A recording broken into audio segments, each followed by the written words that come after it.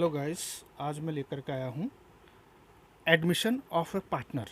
ठीक है, partnership firm में जब एक पार्टनर को हम एडमिट करते हैं तो तब हम क्या स्टेप्स उठाते हैं उसके बारे में मैं ये वीडियो लेकर के हाजिर हूँ।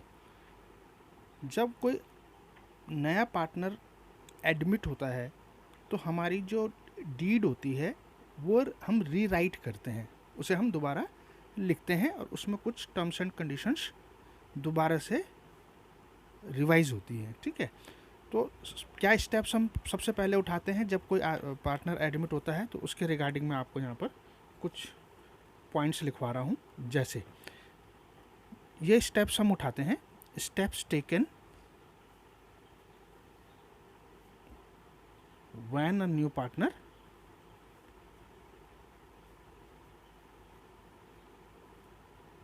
Is admitted. ये कंपलसरी स्टेप्स हैं जो उठाने ही होते हैं। ठीक है, तो ये आपको ध्यान रखना है, ये मैं लिखवा रहा हूँ और ये बहुत इंपॉर्टेंट पॉइंट है। नंबर 1, जब कोई नया पार्टनर एडमिट होता है तो सबसे पहले हमारा प्रॉफिट शेयरिंग रेशियो के ऊपर इफेक्ट आता है। तो यानी सबसे पहले हमें नया प्रॉफिट शेयरिंग रेशियो निकालना होता है। ठीक है, तो ये हो गया new profit sharing ratio.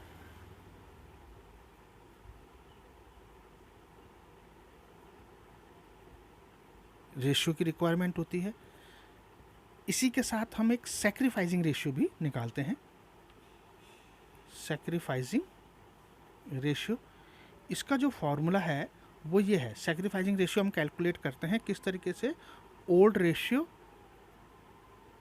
Minus new ratio. जैसे कि आप यहाँ से समझ रहे होंगे कि इसमें ओल्ड रेशियो वर्ड आया है, तो ये सिर्फ ओल्ड पार्टनर्स का ही निकलेगा। सैक्रिफाइसिंग रेशियो हमेशा ओल्ड पार्टनर्स का ही निकलता है, न्यू पार्टनर का नहीं निकलता, उसे हमेशा गेन होता है, उसका गेनिंग रेशियो में आता है। ठीक है, तो ये हो गया। अब हमको जो चीज़ देखनी होती है, हमें कुछ पॉइंट के ऊपर ध्यान देना होता है। देखिए, जब कोई पार्टनर एग्जिस्टिंग पार्टनरशिप फर्म में एडमिट किया जाता है तो एग्जिस्टिंग पार्टनरशिप फर्म में कुछ ऐसी चीज़ें हमारी लायबिलिटी और एसेट साइड्स में होती हैं जो पार्टनर्स के लिए होती हैं, जो उनके कैपिटल में ट्रांसफ़र की जानी चाहिए जिस टाइम पे कोई नया पार्टनर आता है। तो वो कौन कौन से हेड्स ऑफ अकाउंट्स हैं जिनको हमें on the admission of a new partner right of करना होता है, वो मैं यहाँ पर आपको मेंशन कर रहा हूँ। ये है, जैसे अब मैं यहाँ पे टर्म्स यूज़ कर रहा हूँ। If the following heads of account are existing in the balance sheet at the time of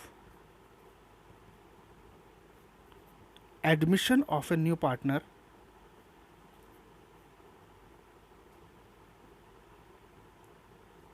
these heads of accounts must be written off by transferring them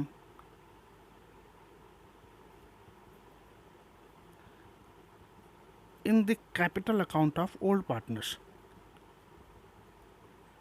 or current account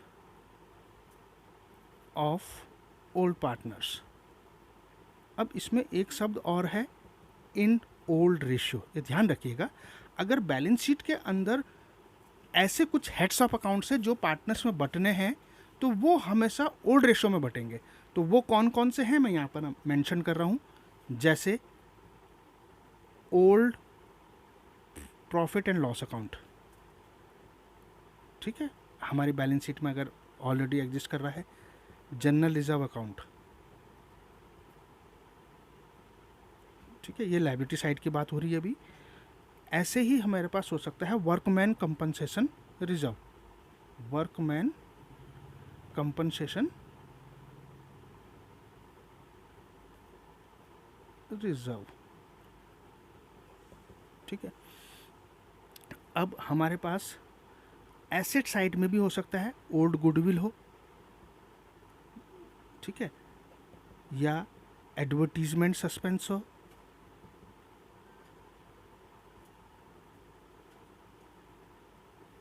या loss हो।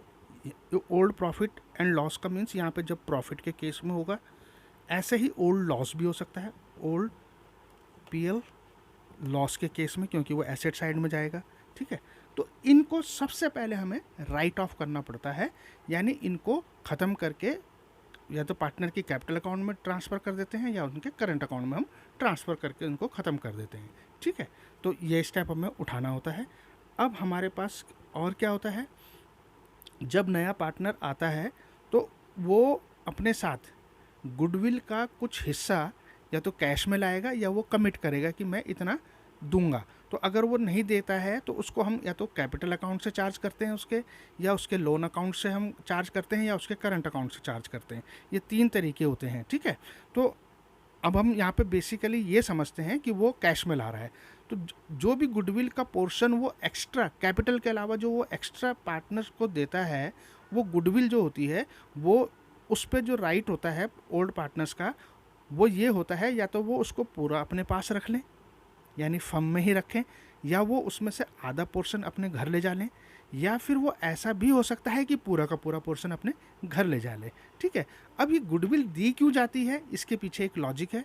क्योंकि जो नया partner हमारा अब admit हो रहा है, तो वो ऐसे एस्टेब्लिश्ड बिजनेस के अंदर आएगा जिसमें उसको क्लाइंट बनाने के लिए स्ट्रगल नहीं करना पड़ेगा। ठीक है, उसके उस फर्म के अंदर ऑलरेडी उस फर्म ने इतने गुडविल अर्न कर ली है कि उसके बेसिस पे उसके परमानेंट कस्टमर्स हैं और बिजनेस को रन करने के लिए स्ट्रगल नहीं करना पड़ेगा। तो उसके लिए जो वो रेम्यूनरेट करता है एक्स्ट्रा, उसको हम गुडविल कहते हैं। ठीक है, कैपिटल के अलावा जो हम उससे एक्स्ट्रा चार्ज कर रहे हैं, तो वो इसलिए कर रहे हैं कि उसको जो है बिजनेस को सेटअप करने के लिए कोई मेहनत नहीं करनी। ऑलरेडी सेटअप वाले बिजनेस में आएगा जिसके क्लाइंट पहले से ही हैं, तो उसको मेहनत नहीं करनी। उसके एवज में जो वो एक्स्ट्रा हमें देता है वो गुडविल होती है। उस गुडविल को चाहे पुराने पार्टनर तो वो अपने आधा घर ले जा सकते हैं, या पूरा घर ले जा सकते हैं, या पूरा का पूरा रिटेन कर सकते हैं बिजनेस के अंदर। ये उनके ऊपर, उनकी चॉइस के ऊपर डिपेंड करता है। ठीक है, इसके लिए कोई hard and fast terms and conditions नहीं है। ठीक है, तो ये हो गया, ये हमें याद रखना है। और इस जो वो गुडविल लाता है या नहीं लाता है जो नया पार्टनर, तो वो वाला जो पोर्शन होता है उसको पुराने पार्टनर के बीच में सैक्रिफाइसिंग रेशियो में हमेशा शेयर किया जाता है। तो मैं ये पॉइंट लिख देता हूँ, goodwill brought in cash, brought in by new partner, cash नहीं लिख रहा हूँ, चाहे वो लाए ना लाए, मगर जो उसका बनता है, तो goodwill brought in by new partner is always shared between old partners. सिर्फ ओल्ड पार्टनर्स में बटेगी, between old partners in their sacrificing ratio. इसीलिए इस सैक्रिफाइसिंग रेशियो को यहाँ निकाला जाता है। तो उम्मीद है ये तो आपको समझ में आया होगा।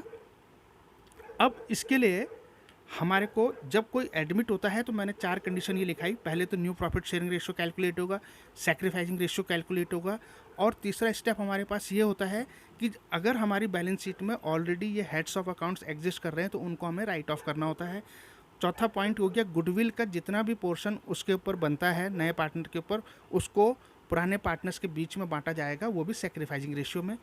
और नेक्स्ट पॉइंट आपका हो गया, जो जब कोई पार्टनर एडमिट होता है तो फिर हमें दोबारा से उसी डेट को कुछ अकाउंट्स लिफ्ट करने होते हैं। वो अकाउंट्स हैं जैसे revaluation account,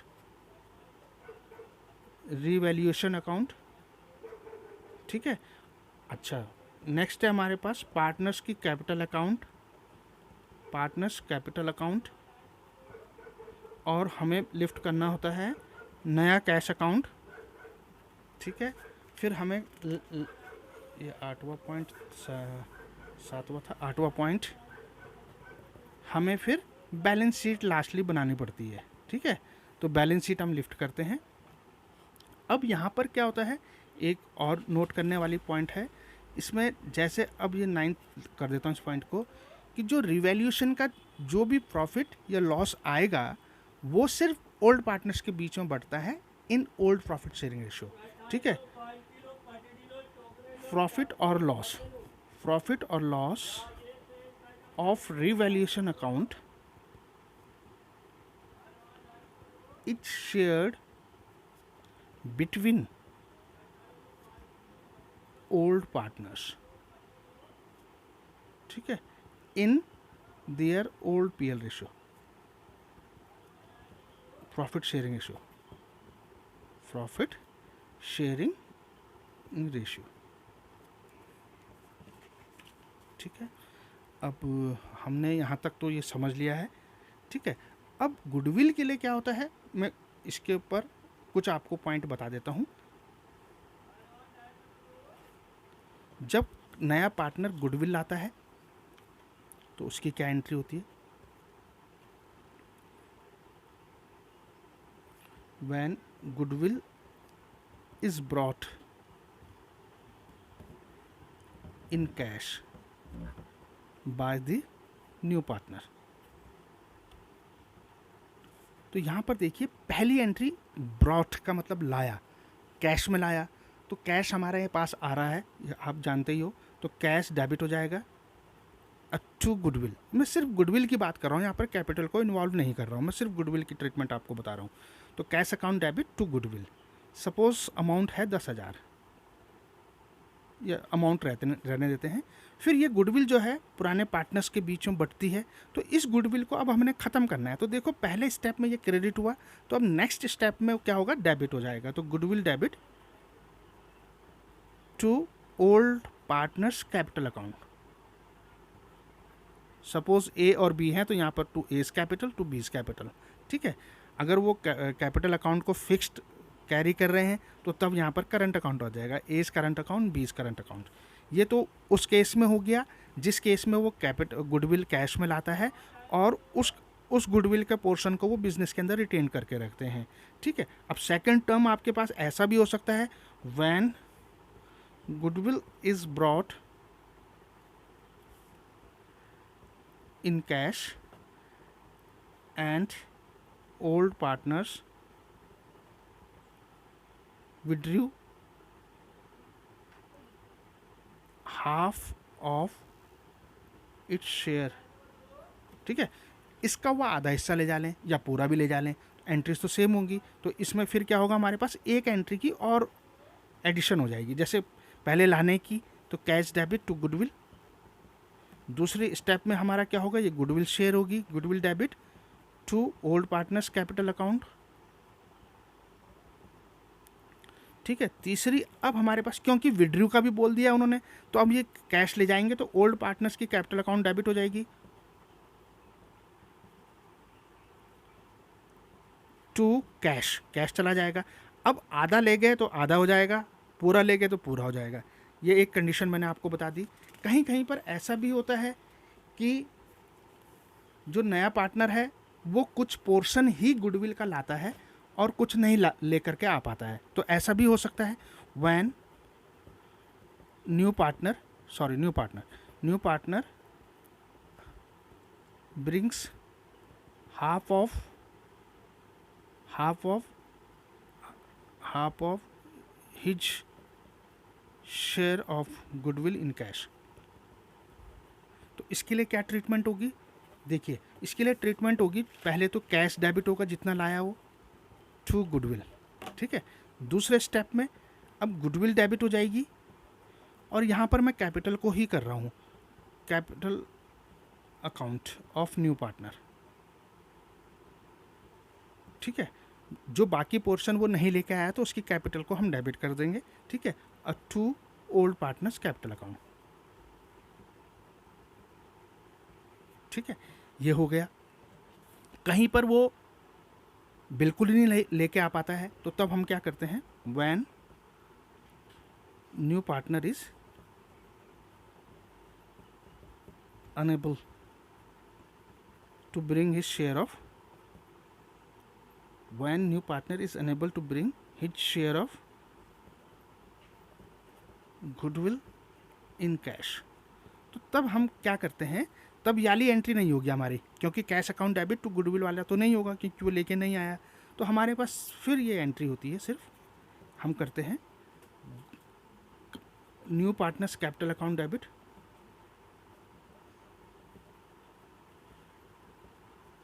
to old partners capital account. ठीक है, तो ये केसेस हैं जो मैंने आपको समझा दिए हैं। ठीक है, होप आप लोगों को समझ आया हो। नेक्स्ट वीडियो में मैं आपको प्रॉफिट शेयरिंग रेशियो को कैसे कैलकुलेट करते हैं, उसके कितने मेथड हैं, ठीक है, उसके बारे में प्रकाश डालूंगा।